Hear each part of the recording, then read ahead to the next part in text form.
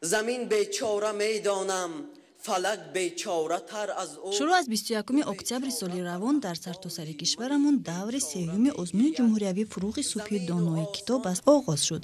برای داوطلبان منطقه رشت دور سیوم آزمون در شهر وحدت برگزار گردید. در دوام 4 روز انیخترش از 21 تا 24 اکتبر اشتراکچیان از شهر و ناحیه‌های وحدت، فیض‌آباد، روغون، نورآباد، رشت، تاجیک‌آباد و لخش در کاخ فرهنگ و کاخ معرفت شهر وحدت از روی 5 نامیناسیون برآمد نمودند. من مطربه مبارکشاه خواننده صنف 8 مؤسسه تحصیلات میانه عمومی رقم 11 دهه ایلاق ناحیه فیض‌آباد می باشم. من در آزمون جمهوریوی فروغ صبح دانای کتاب است از روی نامیناسیون سیوم یعنی خواندن و ازیاد کردن آثار ادیبان معاصر تاجیک اشتراک می‌ورزم. اینچنین اشتراکچی 3 دوره این آزمون در سال 2020 بودم. من از این نامیناسیون زیاده از 33 رمان، 40 پاویز، 144 شعر و غزل،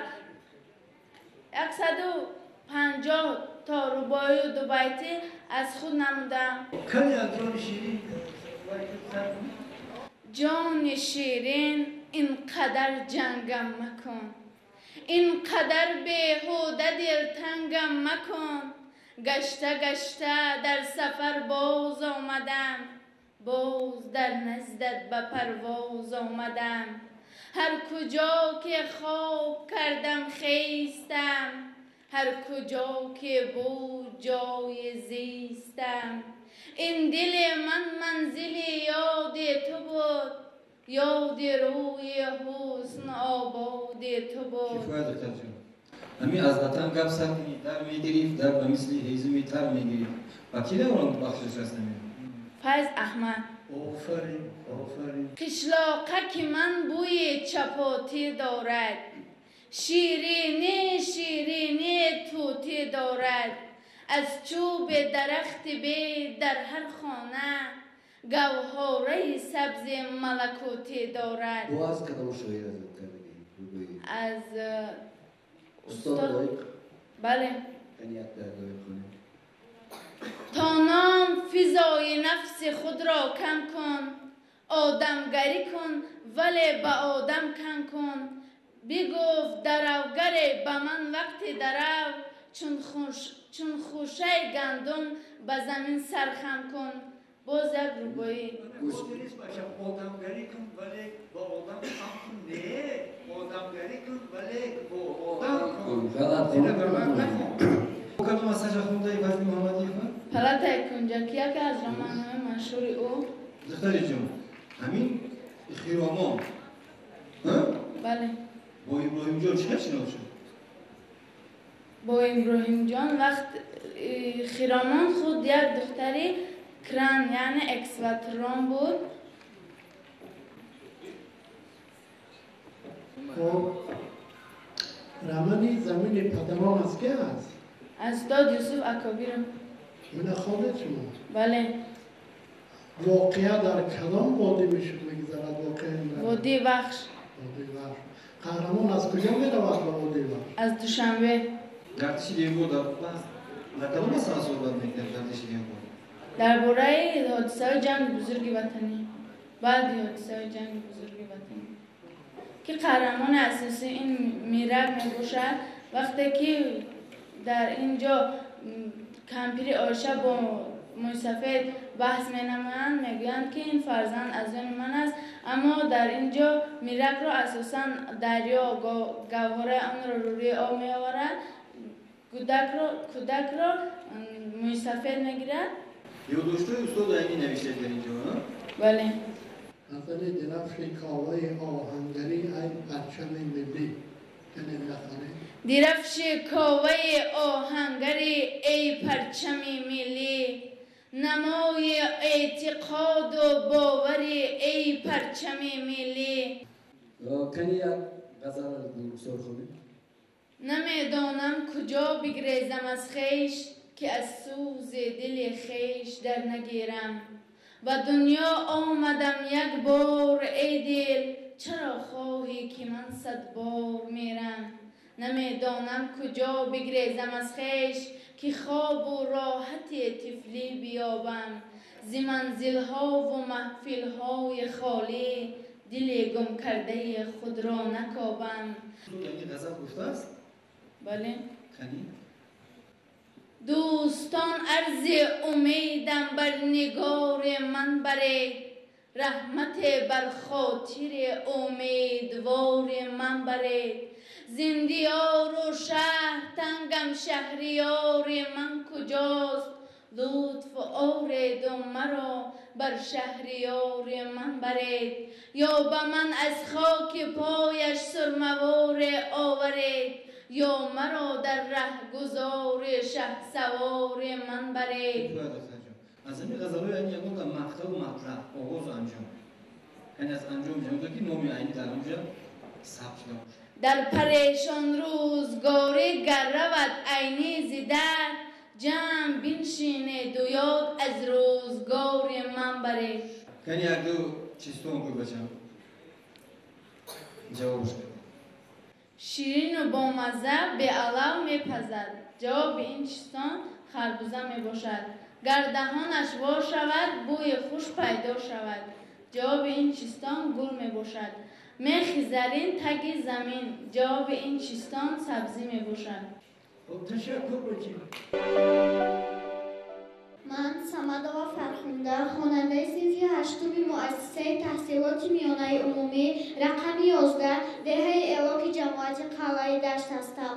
من در آزمون جمهوریوی فروغ صبحی دانایی کتاب است از روی نامیناسیون سیوم، یعنی خواندن و ازیاد کردن آثار ادیبان معاصر تاجیک اشتراک می‌ورزم و اینچنین من سومین سال است که در این آزمون اشتراک می‌ورزم. من از روی این نامیناسیون زیاده از 130 اثر مطالعه نمودم که از اینها 12 تاش رمان، 42 تاش پویز، 15 تا نوولا، 15 تا آچر و اینچنین 60 حکایت دیگر را خواندم و 110 غزل و 110 رباعی دیگر نیز ازبر نمودم. بیشتر از کیها غزل ازیاد کردی؟ بیشتر از لایق شیرعلی، استاد میرزا ترسونزاده، کمال نصرالله، بازار صابر. کنی از میرزا ترسونزاده آغاز کنی؟ آب جاری می شود در جستجوی پختزار، سبز می گردد زی آب سرد جوی پختزار. قطره ها یک جای گشته رود سوام می کند، رود آورد مژده حاصل به سوی پختزار. تیر ماه آید اگر مردم صف زده از برای چیدن پخته به توی پختزار. گفته‌های هست که گویا از کمربند تیمورملک بله. یک کاغذ پیچ یافتند. بله. در اینجا چی بود و چی نوشته شده بود؟ دو مصرع شعر بود که تیمورملک این را خودش ایجاد نوشته بود و اینچنین در یک پارچه متاع یک کف خاک بود و در آن متاع دو مصرع شعر: عطر وطن زی خاک وطن کردم آرزو و حسرت. عطر کفن زی خاک وطن کردم آرزو و حسرت که میبرم این آرزو به خاک. این را می نویسد و در پایان آن نامه می نویسد که کسی اگر مرا پیدا کرد با همین یک مشت خاکی که من در اینجا دارم خاک وطنم است مرا خورد. من از اثرهای استاد صدرالدین عینی رامانی داخونده، آدینه، مرگ سودخور، مکتب کهنه، یتیم، احمد دیوبند و اینچنین حکایه ها، دختر ناکام، خیبر و اینچنین یادداشت‌ها را یک و دو قسمش را مطالعه نمودم. در همین یادداشت‌ها استاد این نام کدام همزمانانش را دوستانش را ذکر کرده است؟ و وقتی که در دهه بود نام همدیه‌هایش را بسیارتر ذکر کرده است و در شهر که بود نام دوستانش را نیز ذکر کرده است که از آنها ملاحظه می‌باشد. در سطر بسیارتر نام مولاتورا و دیگر همدیگرانش که با خصلت آنها به استاد صدرالدین عینی زیادتر پسند آمده بود در وصف آنها گفته. من چند غزل مطلعش میخونم دوامش تو گو یا مثل یکمش میخونم. مثلا تو را 100 بار گفتم که غلامت من همین کافی است. تو را 100 بار گفتم که غلامت من همین کافی است. فدای یک کلامت یک سلامت من همین کافی است. نوشتم پخش کردم مهر ماندم دست به گفتار حیاتم را مماتم را بنامد من همین کافی است. تو دانی فعل و اطفال غلامان شور و عصیان است. شکستن توره کردن کنده و زنجیر زندان است. ولی من آن غلامم که نه عصیان می کنم نه شور. همیشه با تو می خندم همیشه با تو می گریم. اگر خواهی تو من دیروز بعد باران تیر و کمان برآمد. دیروز بعد باران تیر و کمان برآمد. بیراه نوبهاران پرتو فشان برآمد. از قطره‌های باران در آفتاب تابان رخساره تر نموده ابرو کمان برآمد. از کوه تا به کوه از دشت تا به دشت طاووس خوشخرام هندوستان برآمد. مرغ قفس شکسته از بند ظلم رسته چون رمز دوستی خلق جهان برآمد. کردم گمان که از دل صوتی 1000 منزل چون موجهای ساحل در یک زمان برآمد. خب تا توانی دوستان را گم مکن. تا توانی دوستان را گم مکن. دوستانی مهربان را گم مکن. در جهان بی دوست بودن مشکل است. مشکل آسان کن کسان را گم مکن. اسپردی محمدی کدام اثرش پورا خواندی؟ همه اثرهایش را پیشنهاد کردم. پسر گازیته آدمان کهنه دنیا با امید یوسف اکابیرو قهرمان مرکزیش کی است؟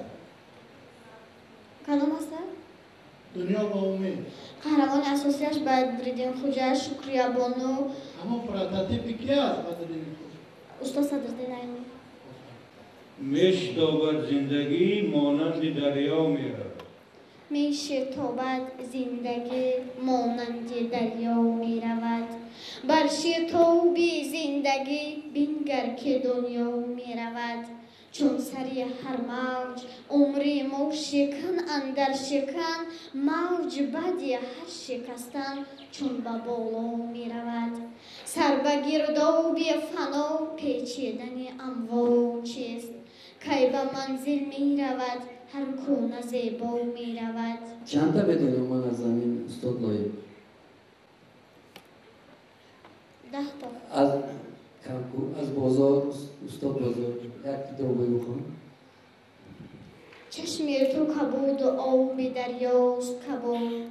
چشم تو کبود و آسمان هاست کبود. با چشم کبود تو خواهر دریای همشیره آسمانی به همتایی.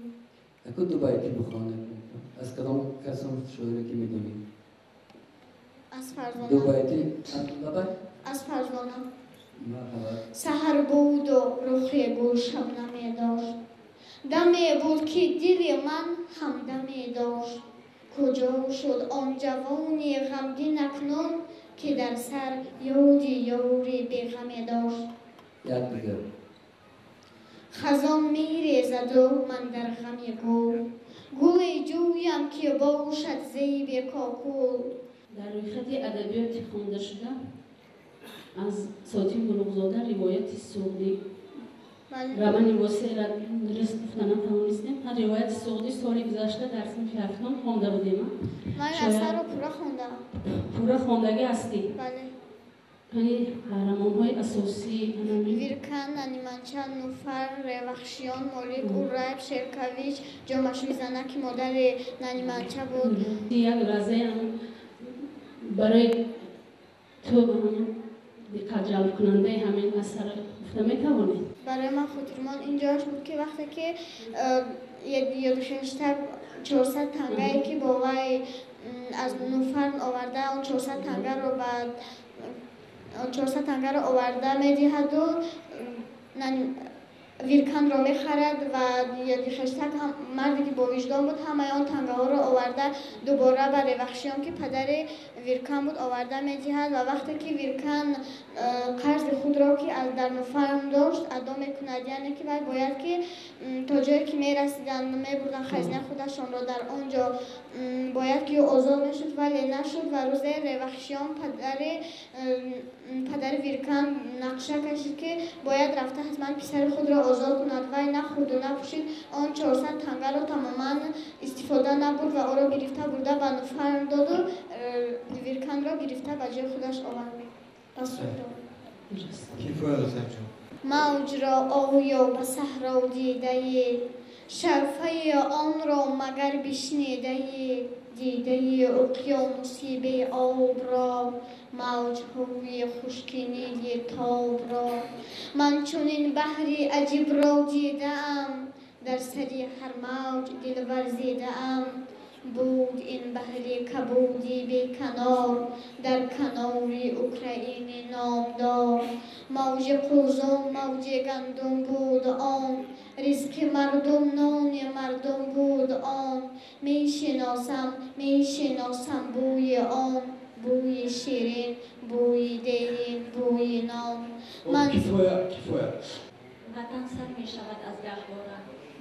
وطن سر می شود از گهواره ز شیر پاک و از پیستان مادر وطن سر می شود از آن تواره که آن را ساخته دستان مادر وطن بهبودی و بهروزی ماست وطن خوشنامی و فیروزی ماست وطن سر می شود زاگرد دهقان ز میدان‌های خرمن بادگرها وطن سر می شود زان برده نان که ما خورده از خوان پدرها وطن بهبودی و بهروزی ماست وطن خوشنامی و فیروزی ماست. بابام درباره پسرک نقل میکند که و اسب را نهایت دوست می‌داشت و هر روز از پدرش خواهش میکرد که برای او اسب خریده بیارد و از سببی که خانه آنها در شهر بود پدرش هرچند به او میگفت که ما اسب که کلان است نمیتوانیم در خانه ما جا کنیم ولی پسرک بازگشت یافته میگفت که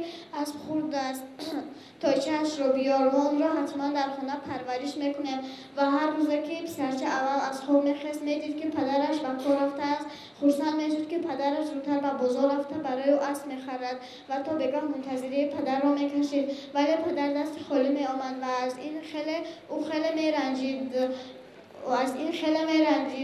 و روز بعد مادر کلانش گفت که چرا پدرم به من هیچگاه اسب نمیخرد و مادر بزرگش بیبیش به او گفت که من به تو قصه را نقل میکنم و او نقل میکند که پدرش در یک جنگ با یک مرد پهلوان یوسف که بابای او نهایت یک پهلوان بزرگ بود بعد سالها گشتینگیری را ترک کرده بود و نمیخواست که با دیگر کسان گشتین گیرد و یک روز در یک کلانه که در یک معرکه که همه در آنجا حاضر بودند و گشتینگیری اوج میگیرید و پدر بابای او را به آن صحنه برآوردند ولی او ضد بود نمیخواست که به میدان برآید.